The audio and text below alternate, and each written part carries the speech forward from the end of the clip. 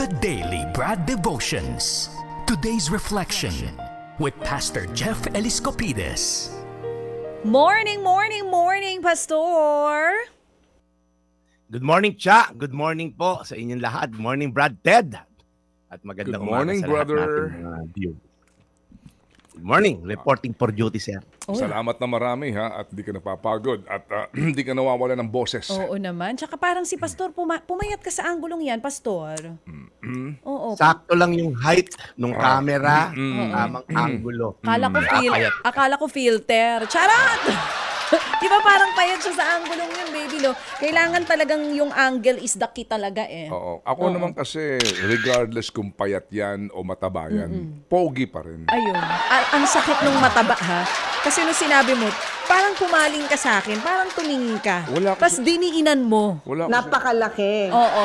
Wala kasi sinasabi. na, okay, sige. Nililinaw ko lang, Whether tinatanong. payat o mataba o Ang mahalaga chubby, ay pogi. pogi. Tama. Yan ang importante. Tsaka pogi. parang yung look, ang pang gino-go to yata na look ni Pastor ngayon, ano Brad Pitt? Sino bang peg mo ngayon? Wala, ano to? Ito yung puyat look. Kasi Wow. kanina, Brad Ted at Cha. yung, yung mga, Puyat ka yung pa mga niyan, ha? miyembro Di halata. yung mga miyembro ng Cha, kanina ng Rebuild Church sa Israel, meron silang grupo, mga 28 of them na mga OFW. Meron silang weekly Bible study. So ako yung kanina, ako yung speaker nila. Kaya lang, 9:30, kasi Brad Ted, mga caregiver to sa Israel, nanonood din ng segment natin. 9:30 ng gabi doon, 3:30 a.m. dito, kaya kaninang 3:30 hanggang alas 5, nag-hold kami ng parang worship service.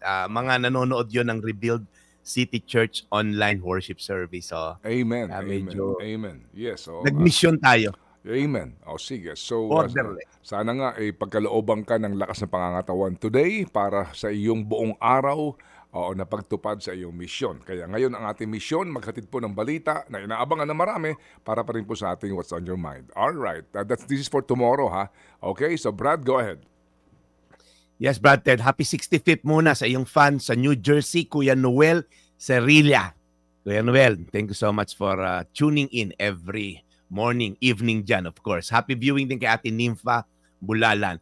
Ang ating pong bersikulo ngayon ay naaangkop dahil pagpasok ng taon, maraming mga maririnig tayong advice, mga year of, kung anumang year ngayon ng dragon or kung anuman, maraming mga magbibigay ng mga kung ano-anong tip, kumbaga, paano pumasok ang blessing. Okay? So sabi sa Kawikaan 3:5 hanggang 6, magtiwala ka ng buong puso sa Panginoon at huwag kang manalig sa iyong sariling karunungan. Alalahanin mo ang Panginoon sa lahat ng iyong ginagawa at ituturo niya sa iyo ang tamang landas. Ang keywords dito, Cha, ay yung buong puso. Kasi madalas, nagpe-pray tayo pero meron tayong on the side. Kumbaga, God plus something. Okay? Wala naman siguro mawawala kung aayusin ko yung furniture ko na certain arrangement. Wala naman siguro mawawala kung bibili ko ng ganitong klaseng palamuti sa pintuan ko para pumasok swerte.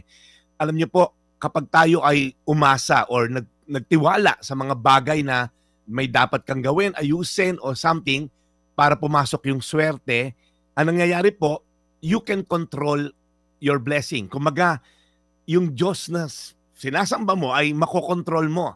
And sometimes, ganun po yung nangyayari. And sabi ko nga kahapon, God wants our full devotion. Hindi dahil insecure siya, but because alam niya, pag may iba kang sinamba, yung idolatry na tinatawag, mababaling ang iyong atensyon at mafo-focus sa ibang mga Diyos-Diyosan at malalayo ang atensyon mo at devotion mo sa totoong Diyos na ikasasama naman ng sarili mo in the future. Kaya po, pag sinabing buong puso mong ibigay sa Panginoon, hindi siya Jesus plus something. Jesus, dagdagan mo ng konting ganito para pumasok swerte.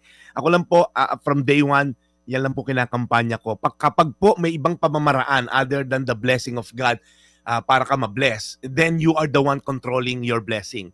Kung dapat ayusin mo na certain ayos yung furniture, papasok blessing, lagi ko siya sabi, paano kung gambling lords may-ari ng bahay, drug lords, or corrupt na tao? So, aayusin niya na certain ayos ang bahay, papapasukin ng blessing. And I always say this in my preaching, a God you can control is no God at all. Pag makokontrol mo ang Diyos mo, then hindi siya Diyos. Ang darating po, ang kakalabasan niyan, tayo ang Diyos. Kaya po mag-ingat lang tayo pagka may mga katuruan or mga gawi na has nothing to do with our internal obedience to God. Na basta gawin mo to, bilin mo to, ayusin mo to, papasok blessing. Paano kung yung tao ay immoral at illegal ang mga gawain? Papasok ba ang swerte? Kaya sabi rito, very clear po, okay? Alalahanin mo ang Panginoon sa lahat ng iyong ginagawa. At ituturo niya sa iyo ang landas. Hindi po tayo ang gagawa ng landas para sa ikabe-bless natin.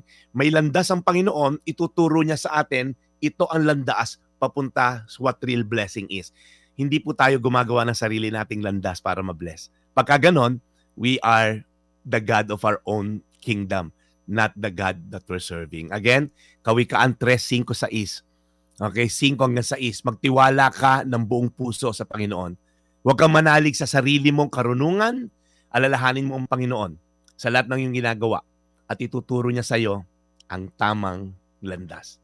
Tayo manalangin, Panginoon, may mga pagkakataon na parang feeling namin, alam namin ang daan para kami ay mabless. Madalas nga, Lord, ang equation namin is more money equals more blessing. Madalas nga, Lord, parang feeling namin ang pera ang basehan ng pagiging blessed. Pero Lord, ang blessing mo ay more than just finances. Ang blessing mo is a total package. Sabi mo nga, ang peace that transcends all understanding, kapayapaan ay isang malaking blessing. Ang maayos na pamilya ay isang malaking blessing. Ang humihinga ka ngayong umaga na to ay isang malaking blessing. Kaya Lord, itama niyo po yung aming pananaw pagdating sa pagiging blessed. Na hindi lang to magkakaroon ng pera, hindi lang to pagkakaroon ng mararangyang gamit sa buhay, bagkus Lord, ang relasyon sa iyo, ayun ang totoong blessing. Dahil pag may relasyon kami sa iyo, sabi mo, you will never leave us nor forsake us. Salamat, Panginoon, for giving us wisdom today. In Jesus' name. Amen. Amen. Amen. Panginoon, muli po maraming salamat sa magandang balita po at guidance na binibigay po sa aming lahat ng The Daily Bread. We pray, Lord, para po sa kalusugan ni Brad Jeff at inyo pong guidance sa kanya rin sa kanyang pagmimisyon sa buong araw na ito. In Jesus' name we pray. Amen. Amen. Thank you. Salamat, Brad, muli for reminding us dito sa mga bagay-bagay na dapat natin mapagtanto, lalo na ngayon na mag-uuso-uso na naman ang mga alam mo na, no? Oo. Alam mo na yon, Yes. yung mga pampaswerte. Correct. Kaya nga sabi ko lang Kung may kay Ito, pampaswerte, wala bang pampamalas? sabi ko kay Chacha, Ano? just do good. Yun, Yeah. yun. Para Amen. kaswertehin, do good. Do good. Yan, and everything will come into place. Bagamat ginagalang natin ang mga racket ng iba at mga trabaho ng iba at mga paniniwala ng iba, ginagalang po naman natin yan. Naintindihan natin yan. Kasi dati-rati din, ikaw ba, hindi ka ba nahilig doon sa mga bilog-bilog, mga ganun-ganun, o pamahiin, paniniwala? Ang nanay ko kasi mahilig dyan. Oo.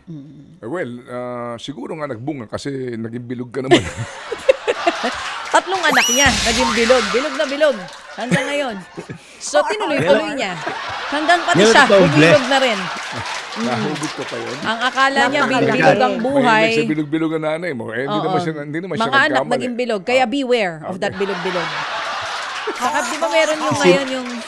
Di ba meron yung parang mga lucky color, may ganyan. Lucky number, lucky day. Yes, Di ba may yes. ganun, no, Pastor? Kaya nga, di ba? Oo. Kaya doon sa mga kinakasal, di ba? Ano ba ngayon? Year of the Dragon. Wooden Dragon. Ang sabi nila, Year of the Dragon daw. Alam mo, dati-rate, Year of the Dragon lang yan. Ba't naging Wooden Dragon? Para magkaroon ng kaunti naman pagbabago. Bukas makalawa yan, magiging Year of the Iron Dragon. May Water Dragon din, di ba? Yes, okay. Fire Dragon. Okay, basta sa akin is Year of the Lord. Oo, amen. Di ba? Year of the Every Lord year is Year of the Lord. Di ba pag meron kang invitation sa kasal, di ba? Nakalagay doon, di ba? Ano You are nakalagay? invited, no? Oo, na magkakaroon ng seremonya. On the 25th day of December, Year of of the the Dragon. Wala namang ganun eh. Diba? It's always Year of the Lord. Oo, Year of the Lord. Pero sa amin kasi taon-taon Year of the Dragon. Lagi kasing dragon ay nanay ko. Di na, Sobra naman. laging nang dadragon. So parang Year of the Dragon. Sige. So, Brad Jeff, salamat na marami. You can now go back to sleep and we'll Yes, catch you again oo. tomorrow. Marami pa tayong gagawin, Brad Ted. Oo. Ngayong umaga na to. Ronald Sarcos, thank you for viewing and listening. Ayan. Brad Ted. Marami tayong mission ngayong araw na to. Maraming Amen. salamat, Brad Ted. Amen. Ito po ang inyong Daily Brad, your daily dose of inspiration. Be blessed. Thank you, serving the people, Brad Jeff Eliscopides. Ted Filon at DJ Chacha. Ngayon, nasa Radyo 5, 92.3 News FM. Monday to Friday, 6 to 10 a.m.